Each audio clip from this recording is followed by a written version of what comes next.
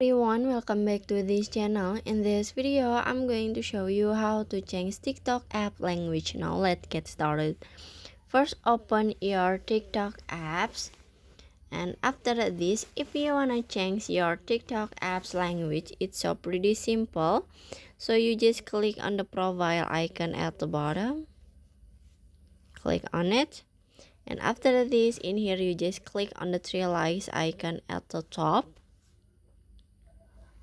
And after this you can click on the setting and privacy, and after this in here you can click on the language, this one, click on it, and after this in here you can click on the English, this one, to your language that you want.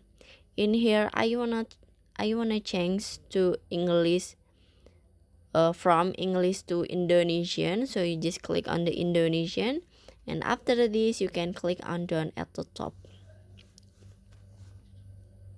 Okay, and finish. So that's how to change TikTok language on TikTok apps. I hope you found this video to be helpful.